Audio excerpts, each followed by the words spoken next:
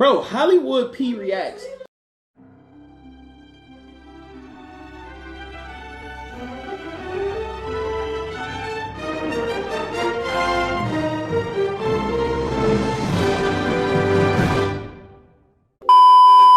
What's going on YouTube? It's your dude Hollywood P back again for another video. Now as always folks, don't forget to like, comment, subscribe. Also turn on your post notifications so that you stay up to date with all of my latest uploads. Alright guys, we are back once again, and today we have a lot to discuss. We'll be talking about, of course, our boy DDG and him being possibly burnt out on streaming and other things that's going on in his life. But first, we will be talking about this whole Cinco, Brooklyn Queen, and Lala situation. Now, as we know, there's been a lot of, clips and videos about Cinco and Lala possibly being an item. But it seems like Cinco just keeps, doing these female collabs, with Light Skin Kim.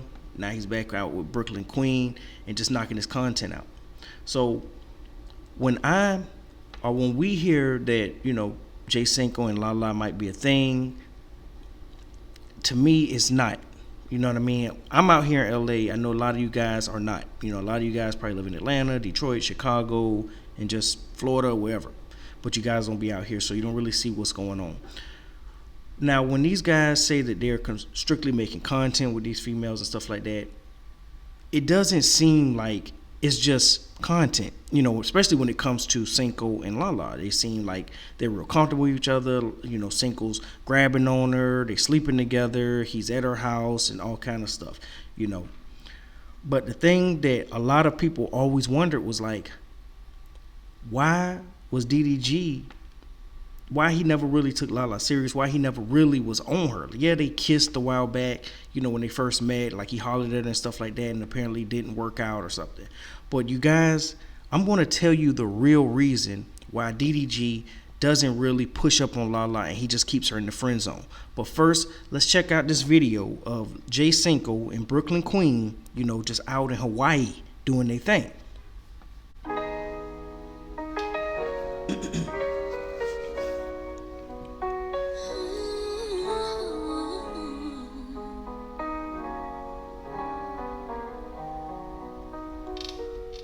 Got me on the freeway, and I'm doing about 85, driving kinda crazy. I can't wait to get inside. It's been a long day, and I've been on the move. I've been waiting patiently to get next to you. I got this freaky side that I only let out with you, boy. And I got this sexy vibe that I only give to you, boy. So as we see, Cinco looks super comfortable with Brooklyn Queen. So there's no doubt that him and Lala are not together. But the thing is, I think Lala is really catching feelings. I think she's about to do a collab this weekend with one of the guys from Love Island. I think he's the winner from this season of Love Island, which I watched season 1. I watched a couple episodes. It's just, it's a good catchy show. It's one of those shows where you just got to keep watching the next episode. But I'm just really starting to watch it. A lot of people don't watch it. A lot of people do, but I just watched it because you guys kept talking about it. I was like, let me see what this show about. But besides that, we got to talk about this. Now, a lot of people want to know why DDG let Lala slide through the cracks. Why does it seem like he always on the outskirts of Lala? But he always kept her kind of like in the friend zone. They've been cool, but we know that Lala is a model. She's beautiful. She doesn't have any kids. Like she, you know what I mean? Like she's like, seems like a good pick, if you're going to grab a girl. But at the same time, it's like, what's the issue with Lala?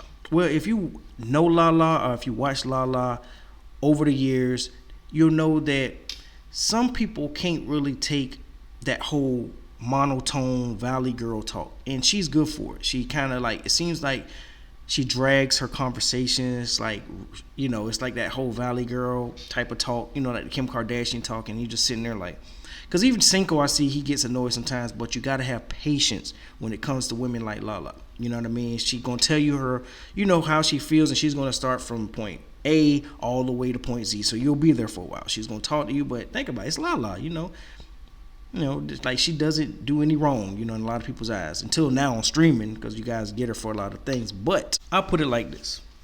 The reason why DDG never really pressed Lala to be like with her for real, even though she's a real genuine person, she's soft spoken, she's calm, cool, collective for the most part. She's a girl's girl, you know what I mean? And it's one big reason. The reason why DDG really never pressed to be with Lala is because Lala is the plug. And a lot of you guys probably like, the plug of what? The plug of women. The women that Lala are friends with, you wouldn't believe. I'm out here in LA. I know what's up. You understand what I'm saying? Lala is the plug. I don't know. Okay, let me ask you something. I don't know if you guys ever seen this young lady right here. A lot of you guys may know who she is. You may not know who she is. Well, I'm going to show you who she is. Galanay is Floyd Mayweather's girlfriend. Galanay is also Lala Baptiste's friend. You understand what I'm saying? So when we see Lala, you don't think that Lala doesn't have good looking friends. It's people think that Ruby Rose and a few other girls that you've seen online around Lala are her only friends. Lala has a long list of models, like really top tier celebrity females that are really friends with her. So when DDG hits up Lala, he's not trying to holler at Lala. He's trying to holler at her friends. So this whole India Love situation is very light. And I think that's what another thing we're going to talk about. But let's get over to DDG and let's discuss what's going on with him. Now, as I was saying, DDG and India Love to the internet, it's like the biggest thing right now. But y'all don't know, man. The celebrity women that are out here, these Instagram models, these, everything that you can think of are out here. DDG be in the same rooms with these females. So when you see him next to somebody like India Love and we feel like it's more than content, it's not really a big deal to DDG. He's having fun. He's spending his money on her. He's doing what he do to feel that emotional support while he's going through everything he's going through with Halle Bailey and Halo. He's just having fun.